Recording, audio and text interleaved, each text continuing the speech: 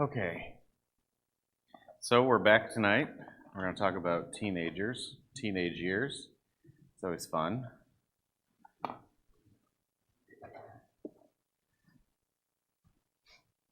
Before we begin, Maverick, will you offer prayer?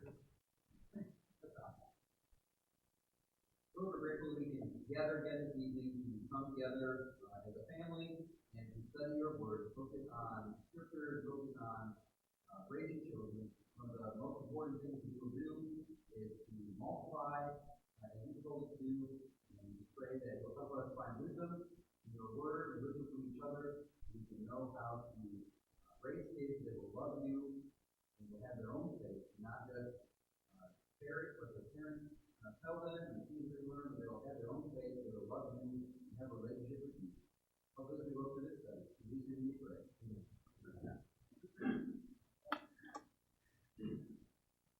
Okay. I want to read through Ecclesiastes, the Ecclesiastes 11:8 through 12:1 again. Let me get there real quick.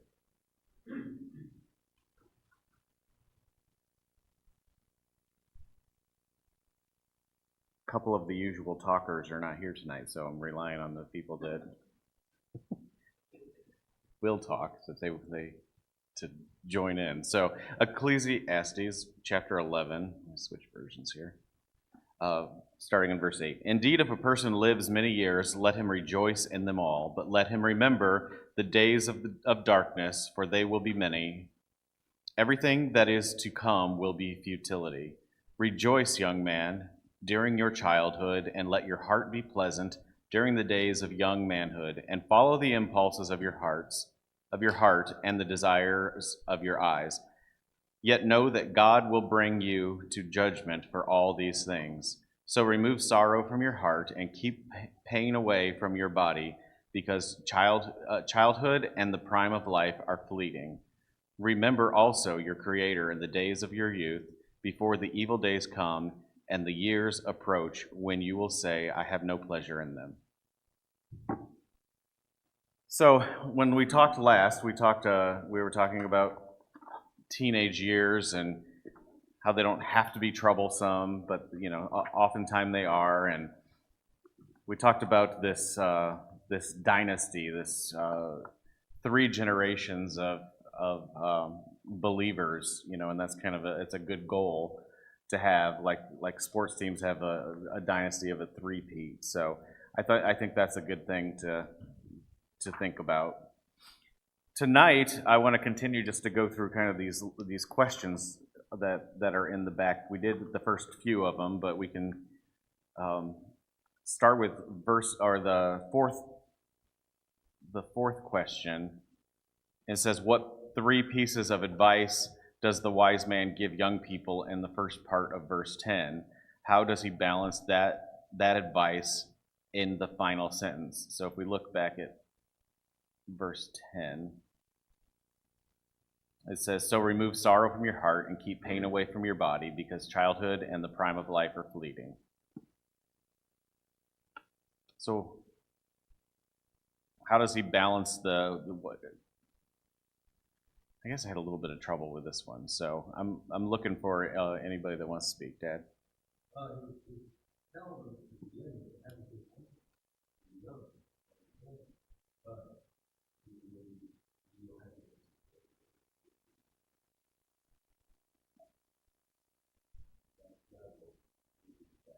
Mhm.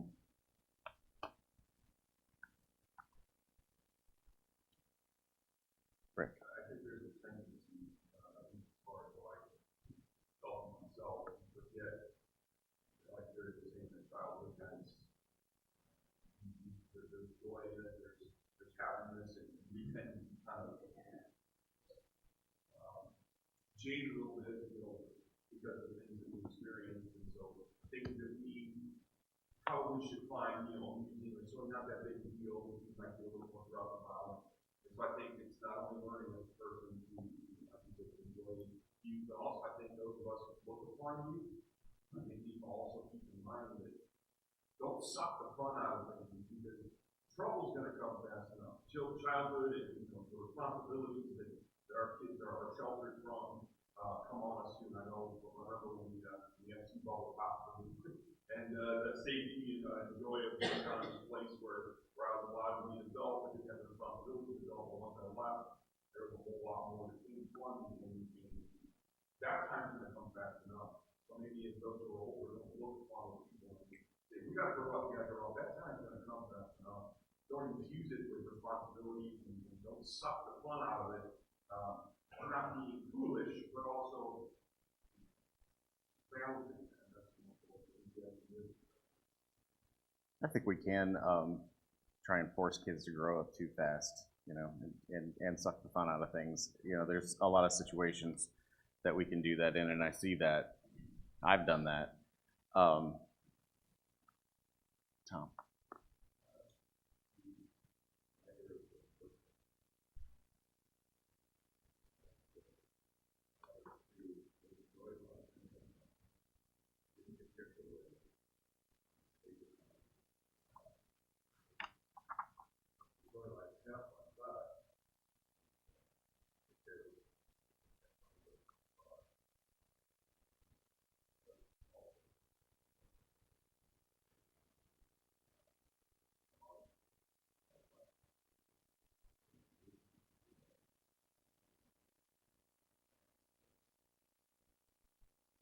I think the writer of the book gave an example of going to a pizza shop and having peppers poured all over his pizza and then just laughed it off. That still would be hard for me. Yeah.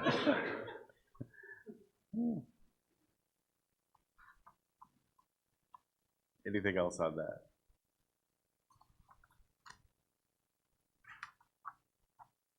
So the question number 5, Lily was asking me what the questions were for tonight, and I said, being a Christian takes the fun out of everything, because that's how the question starts. And she goes, that's a horrible question. But the quote is, being a Christian takes the fun out of everything. How can we help them know that God is really on their side? Let's look at Deuteronomy 6:24, what it says there.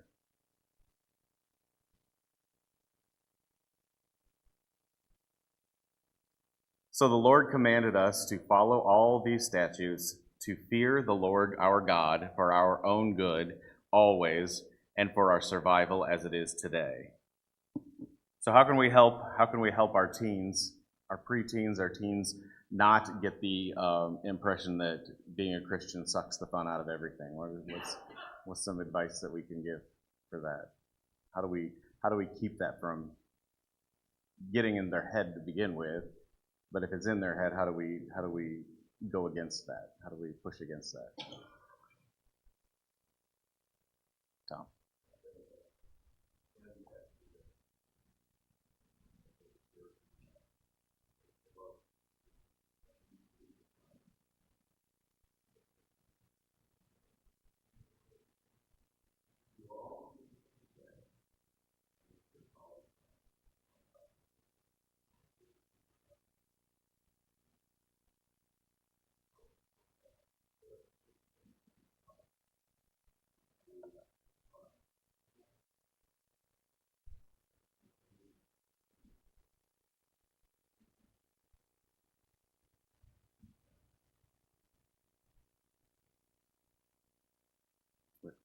John 10, he's talking about the shepherd. He said, I have come to bring life and to give it abundant life. And I think it's one of the things we have to have for ourselves and our children. said this, now we believe it. We believe, especially as kids, teens, we believe that he can get the money fine. So if we don't, then we gotta work on that, and if we do, at least academically sent to that, then we gotta start thinking about what's going on. One of the first things to keep trouble, I think you want to keep. But then what about the fun part? Whether it's not just keeping us away from that thing, it's bringing us to truth. What are those things? Emphasizing fellowship with God and each other, and helping to see those things. The world is acting garbage in the way. In fact, is why this. We're going to ask ourselves, and I don't know, do you believe he's going to live the one you want? He said he would make that promise. So now, what should we expect? We should expect there to be abundance, not of the world with the plan. Maverick. Oftentimes, what teenagers are looking for is that freedom. Like everyone wants that. When I move out, I'll do whatever I want. I can be free. I have all this freedom. And freedom is only effective in the bounds of really the world, right? So if you look at culturally in the United States, but in general, freedom is not freedom to anything and everything. You have freedom both within the bounds of a culture that is established, which is founded on Scripture, on Bible. And so that this may seem like a roundabout point, but I think we need two lines over this. Well, but a game only works because you know the rules, right? I can't come in and play chess. I could play in checkers, and I come in or playing chess, whatever it is, and I come in and I do whatever I want, and I win. Nobody had any fun in that scenario, right? You have to have rules, you have to have boundaries, and that's what Portage gives us, what the Bible gives us, and that's what I think a lot of people don't understand about freedom, especially in teenagers. Either is that freedom that they're looking for, that meaning, that ability to do things you want to do, have fun, that doesn't exist in the world. There are rules that only exist in the world because there are good rules or common rules. And I think that we, as a group, as a culture, as a society, move away from those common things. We all agree are right or wrong. The set of rules that we're planning on, you see that kind of that breakdown in general. Young people, you can't understand that too. It's one of those things like having to, you don't understand the word having to, like any kind of thing. That's pretty good, Rainbow. Ethan, did you have your hand? I don't know, I just always go through really is feeling that this world is not my own. That is like the past that we said, and this time, and all those things that we saw, and the things that we say that we hear and brings us out of the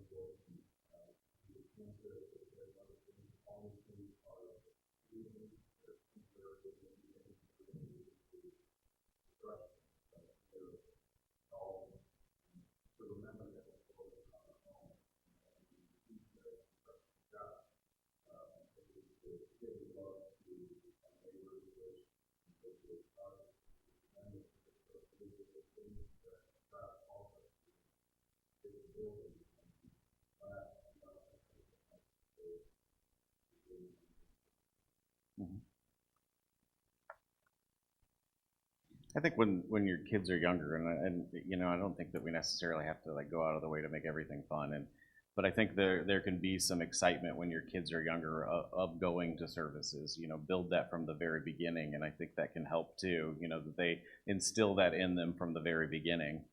I think our Bible classes downstairs do a good job at that. So I think I think the kids enjoy them, and they're learning at the same time. So I think that's a positive. We have good teachers here. Maverick. A lot of the fun that most people are usually talking about in this area is not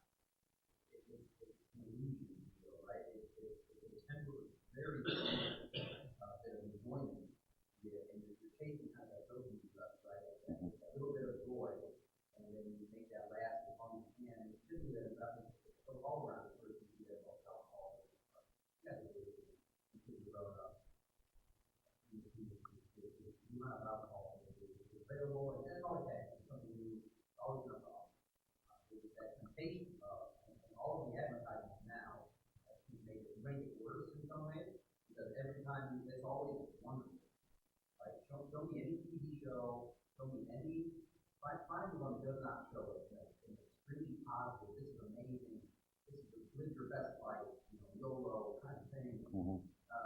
Where you're going out and having this version of fun, never show any other stuff, the other side of it. So it's important, I think, to provide that balance for our kids as well, and then just finding the fun in everyday life.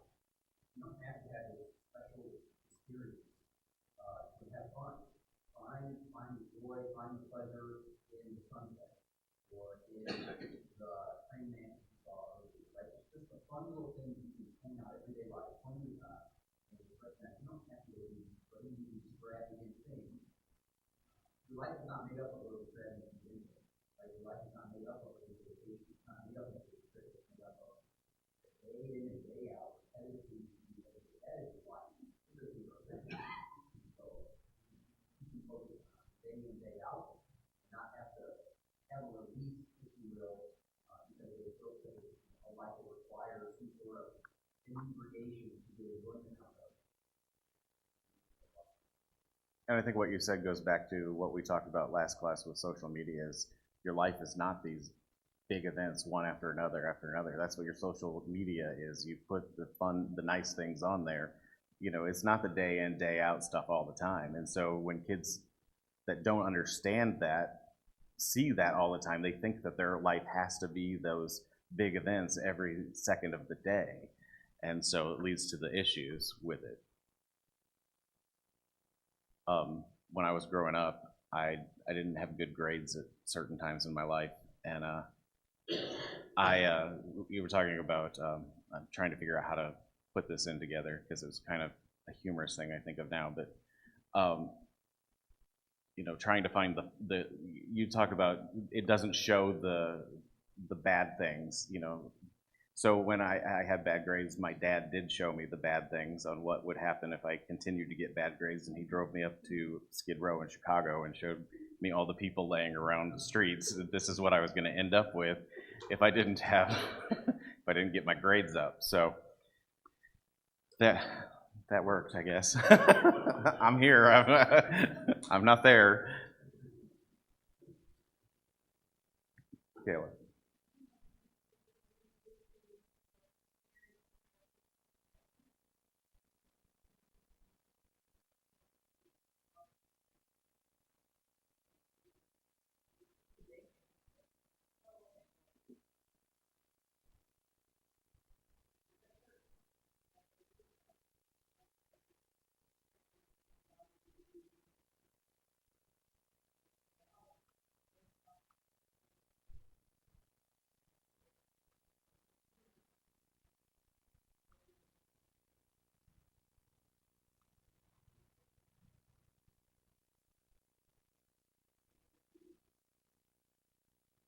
Yeah.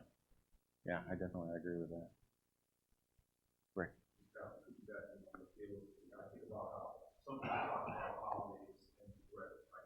Why they don't get along with things.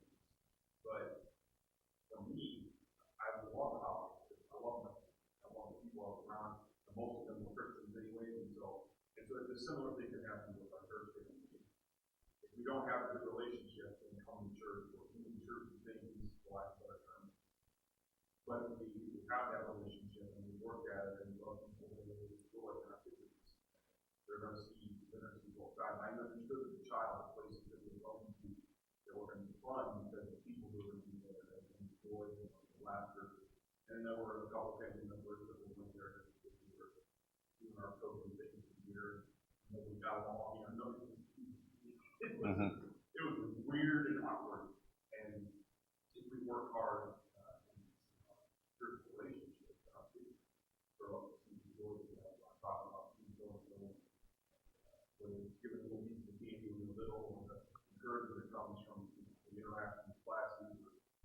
are so many different things that kids can have fun with. You know, that they're fun. Being able to, these are people we want to be around. We like these people. We have things in common with these people. They're going to pick that up, and they're going to share it through kind of osmosis at first, and then hopefully as they get old enough to see themselves. Great. Nathan, did you have your hand up?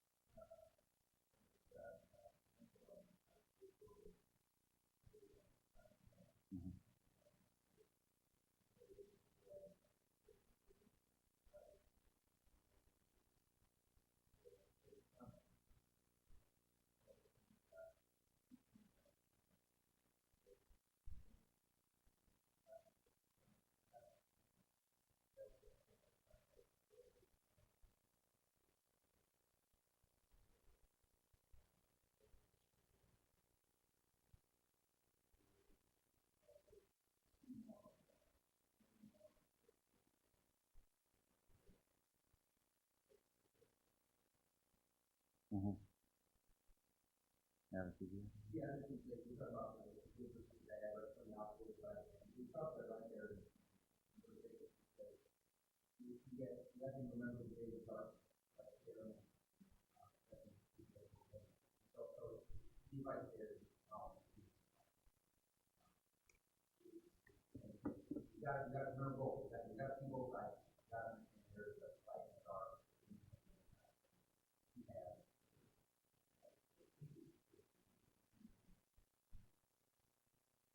Yeah, and I think to Kayla's point about, having friends, I think that are Christians, and I think that can in our services too, and in our Bible classes, I think that if you're not teaching class, that's the best way to get to know the kids and to have an influence on the kids is to get to know them down there. I think about when I first started teaching down there, and I would teach like Lily's class when she was little, and the relationship that I have with Julian, and I know Connor, and I have that because they were in my classes at times, and I got to know them, and Riker and Liam, and Ellie, and them. I wanted to get to know them. I wanted to teach their class.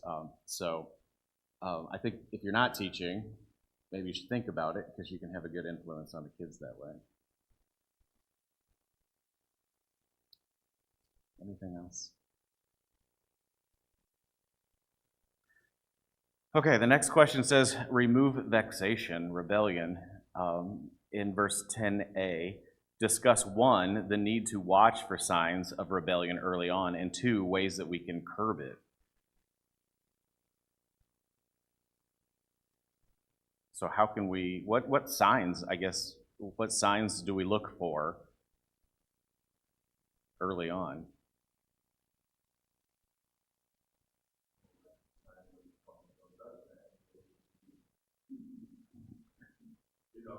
Some of that obviously when they're little, it's, they don't understand yet. But when they reach to a certain point where the kids are always kind of testing these lines, and I think when they're young, a lot of it has to do with it's almost subconsciously, we need what you say, we care enough about them to enforce what the promise.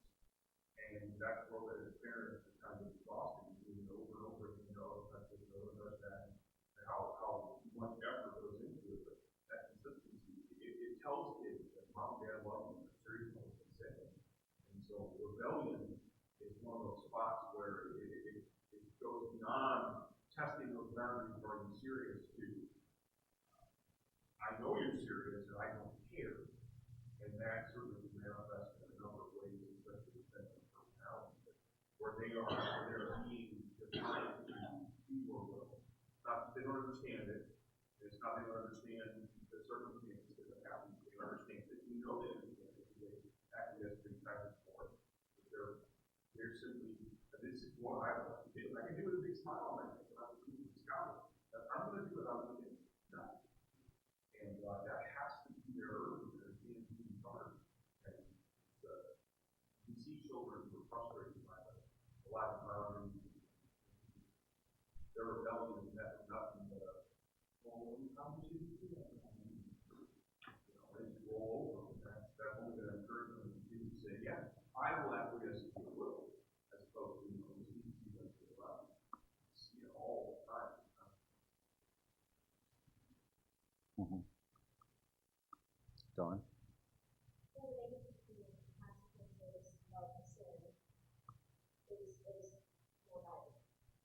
Right.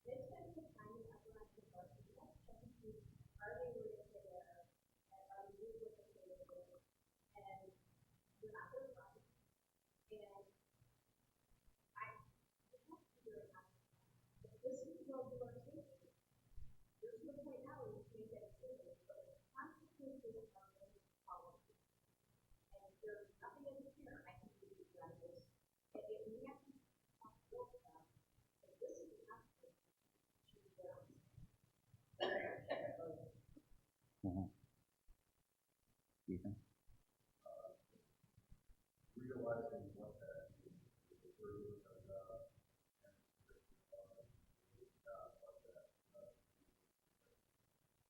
that's why it's so important to watch out for that, because the earlier they start on that path, further down there.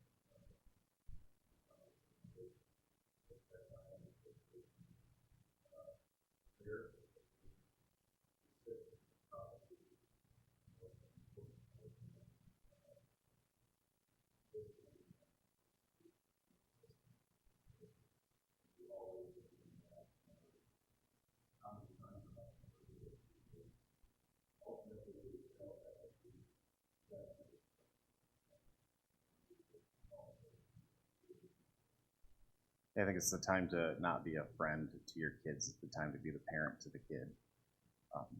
That time can come later. I still have Lily's passcode to her phone. Like, I know it.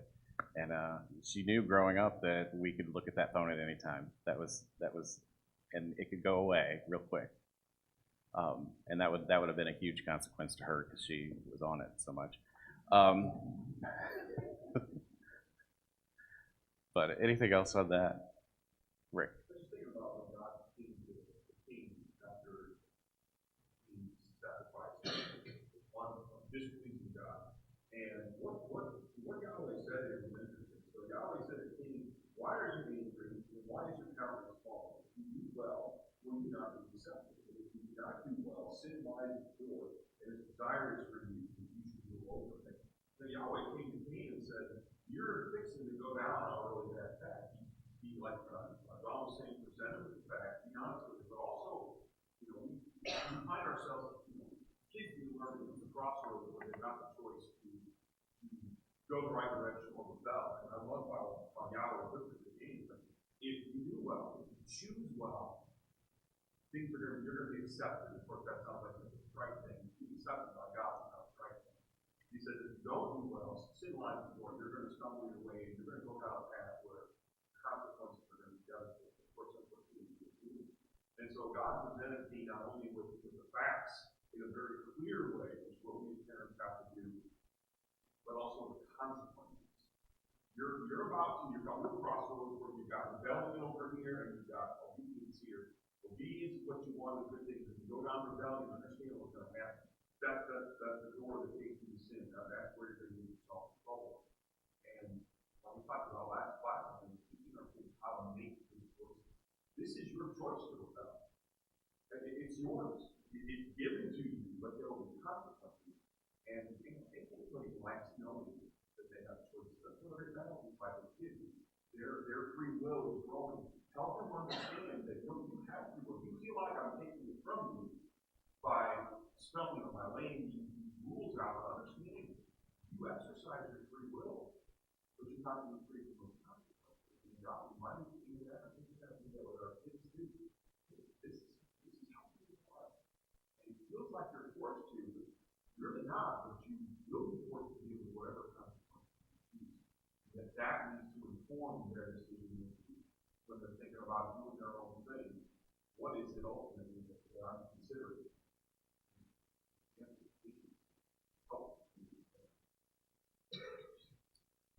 Yeah.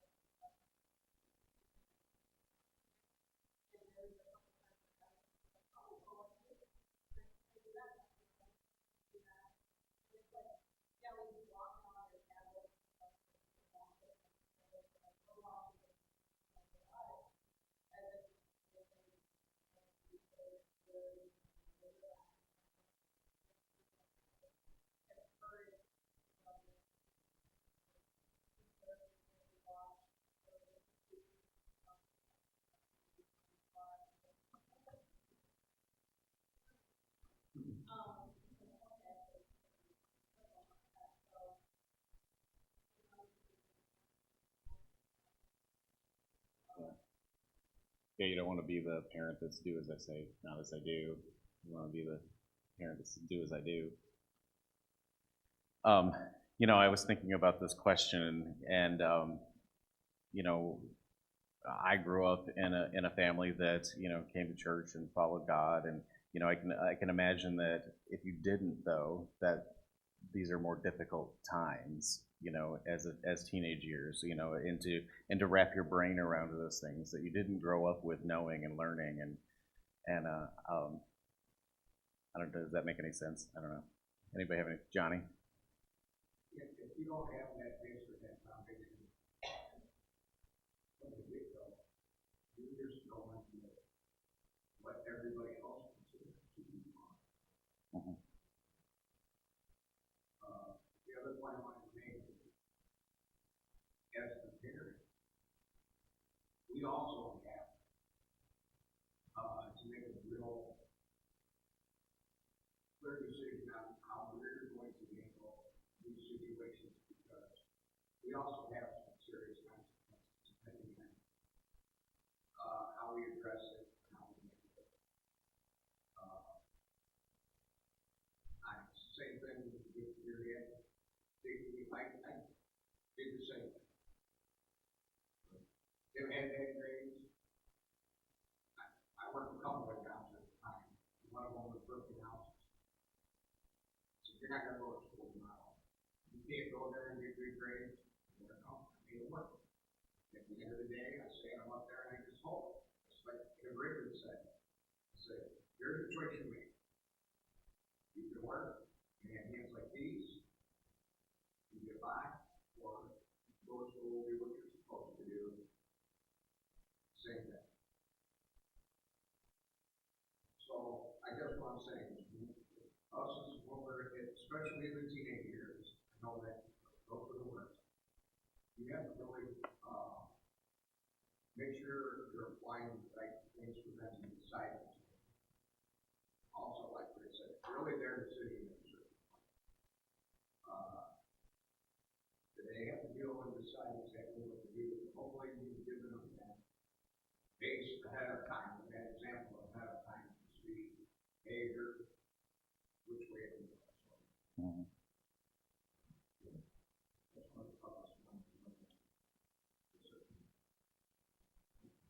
Yeah, when you've done all you can do, and you're watching them make the bad mistake, and they're gonna do it. That's difficult. Maverick.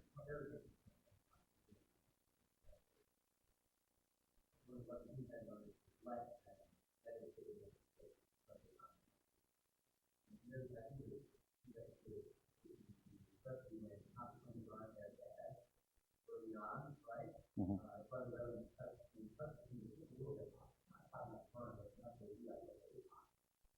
And just finding those opportunities where, yeah, that's gonna hurt.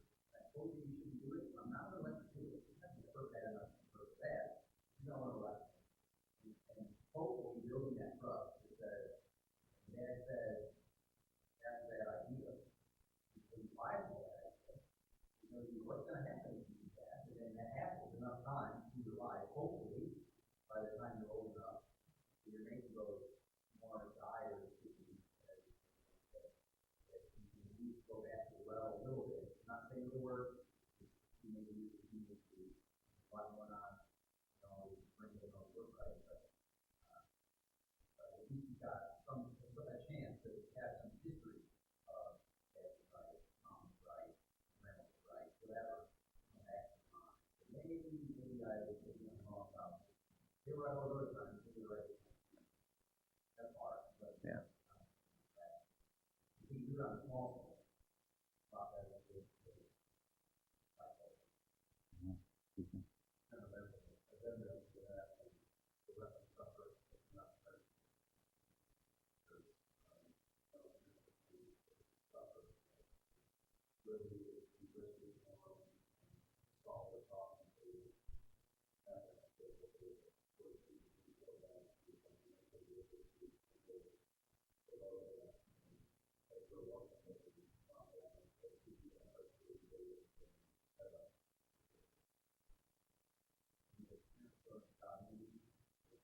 Yeah, Johnny.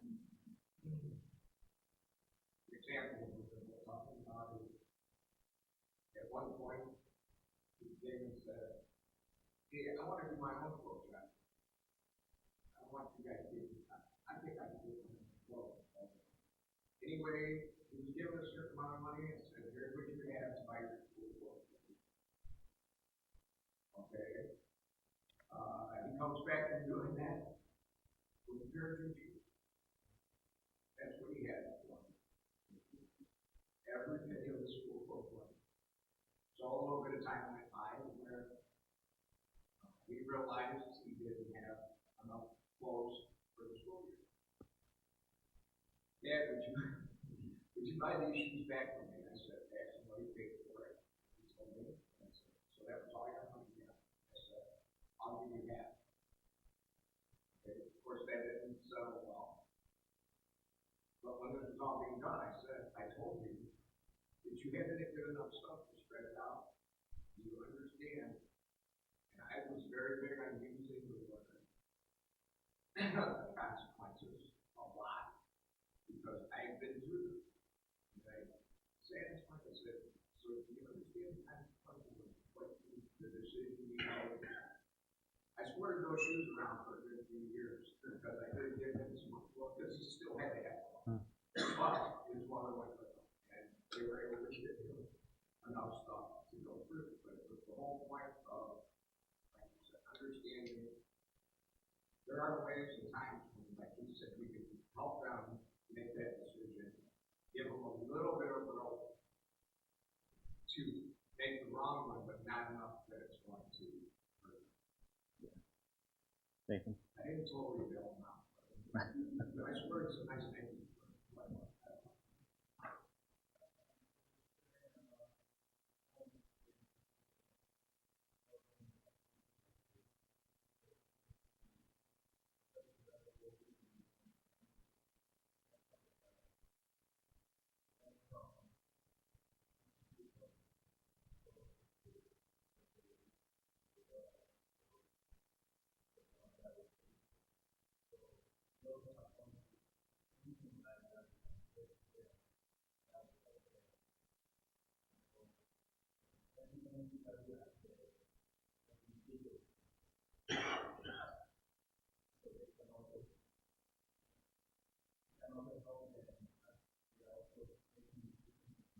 Mm-hmm.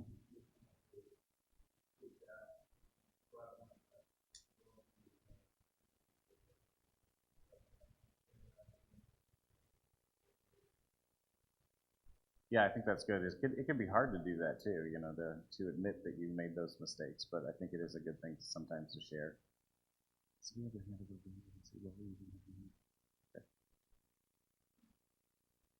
Okay, so the next question kind of we've talked about, and the last two questions really aren't questions. Um, so put away the pain of your body. Verse 10b, it is your job as a parent to have serious discussions with your teens, tweens, of the dangers of drinking, drugs, and sexual promiscuity. Know what's going on, especially in today's technology, and know their friends. Show me their friends, and I'll show you their future. And then it asks, do you agree? I think we've already answered that. We do agree that we need to know their friends. We need to teach them the consequences. We need to be on top of things. We need to not be lazy parents. We need to not be their friends all the time. We need to be their parents. And, you know, it's easy to sit in this room and talk about it and say, hey, this is what you should do, this is what you should do, this is what you should do. But, you know, every situation's different. And, you know, we'd be naive to think that it's not. But I think that if we can start with the foundation of this, it'll make it hopefully easier as they get to those teen years. Rick?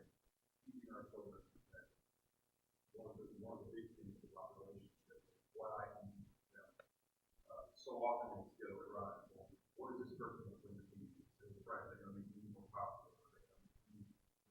Something about it is going to improve me. What about the other way around? The relationships on all levels are about what I can do to that person. And especially when it comes to marriage as well. I want to serve this person and help them to do God. And of course it's about, I want to make sure they encourage me too, but if we're both on the same page, the idea is I want to put that in, and they're going to learn that early on. Like, well, what kind of influence are you using? They need to know about God. They need to know about who He is. And so the balance with knowing who their friends are and keeping them away from friendships that are cool, but also knowing that they're also there to be an example. And just because they're little and they haven't obeyed the gospel, it does not mean that they don't have a relationship with God as children, and that they can't be an example of that. But balance the fact that they are real life. And I think maybe thinking about as a parent, that I need to emphasize more of my kids. Yeah, it is important about what kind of example those people are to be. But the first thing you got to think about is what kind of friend are you? What kind of example are you? And that will always be the case, even when we're adults. You know, spouse. What kind of spouse are you? What kind of friend are you? What kind of brother or sister are you to these people? What kind of friend are you to these people? It's always about me. And we can turn that around and teach our kids to look at other people as potential relationships where they can be of service versus they can serve. I think that's profound.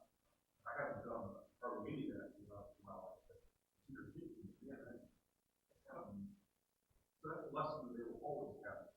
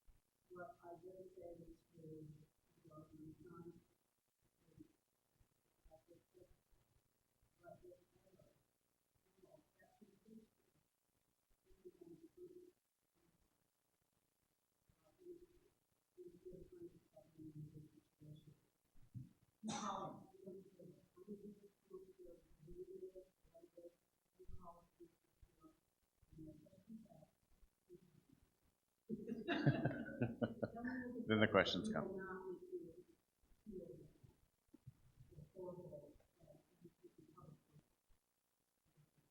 Yeah. Anything else? Thank you. That's our time.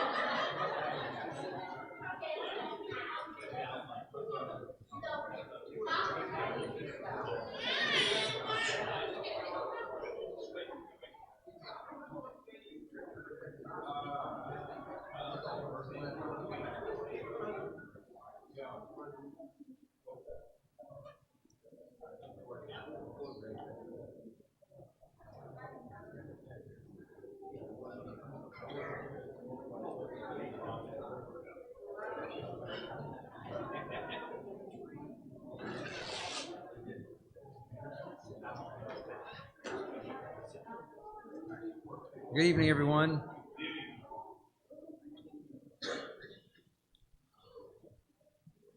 Kurt was scheduled for class, songs, and the invitation tonight. I don't think he had announcements and prayer, but he had just about everything else. So I figured I'd bail him out here a little bit on songs. So he picked the songs. Luckily, I think I know both of them.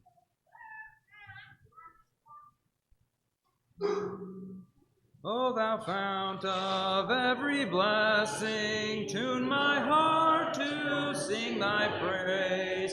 Times of mercy never ceasing, call for songs of loudest praise. Teach me ever to adore thee, thy goodness prove. Hang on, we're gonna stop. We're gonna stop that. I don't know if Yeah, see, I got to learn how to sing do the do, and then I modulate it. All right. No, it is. Oh, thou. Am I doing it again? Somebody with more singing ability than me. Fount of every blessing, tune my heart to sing thy grace. Streams of mercy never ceasing, call for songs of loudest praise. Teach me ever to adore thee. May I still thy goodness prove, while the hope of endless glory fills my heart with joy and love.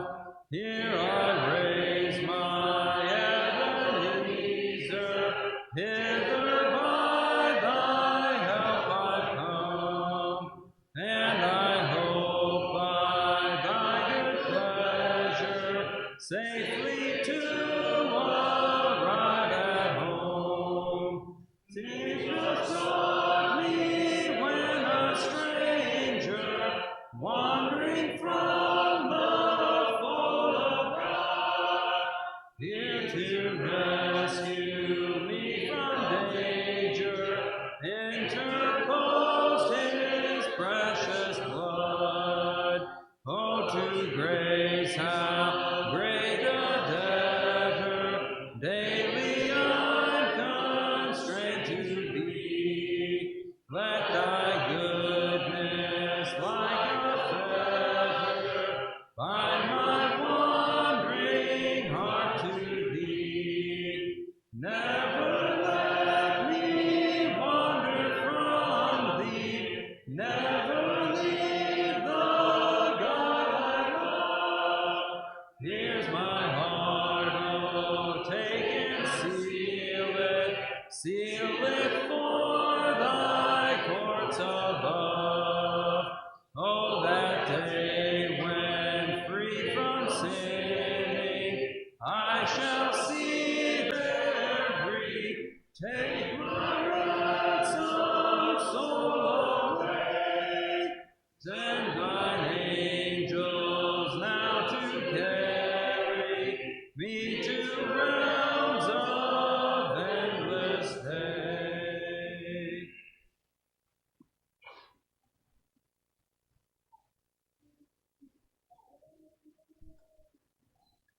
So tonight's short talk comes from Luke chapter 18, verses 15 through 17. I'll read that here. Some people brought their small children to Jesus so that he could lay his hands on them to bless them.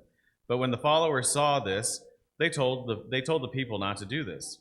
But Jesus called the little children to him and said to his followers, "Let the little children come to me. Don't stop them, because God's kingdom belongs to the people who are like them, like these little children." The truth is, you must accept God's kingdom like the little child accepts things, or you will never enter it. So in this passage, we see Christ rebuking his followers for hindering children from coming to him.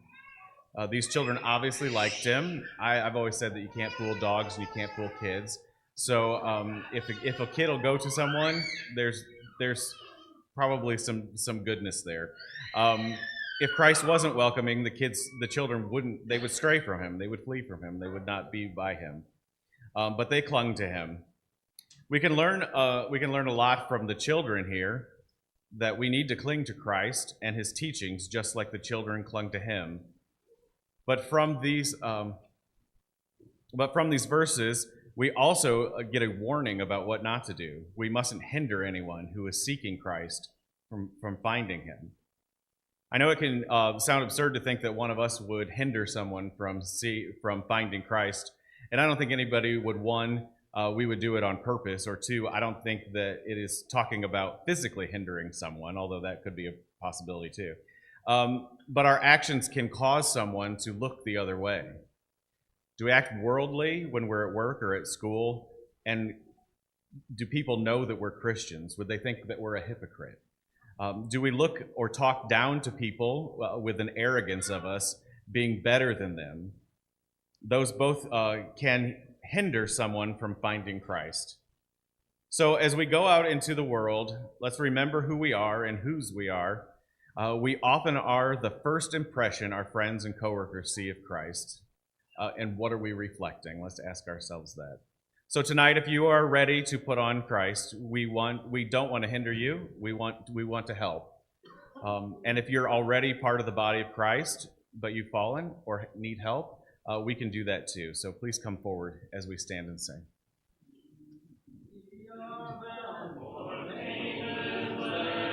Tempting by the way, who shall lead us on the road? Choose your King today.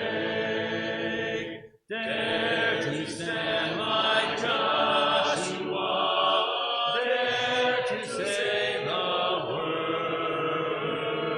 As for me and for my house, we will serve the Lord. When the dark red sea of doubt billowed in our way, then he parted every wave, so he will today. Dare to stand like Joshua, dare to say the word. As for me and for my house, we will serve the Lord. Just before us Jordan rolls, just across the way. We can safely trust the Lord. He shall lead today. Dare to stand like Joshua, dare to say the word. As for me and for my house, we will serve the Lord. Please be seated. Are there those here this evening that need to partake of the Lord's Supper? I don't see you.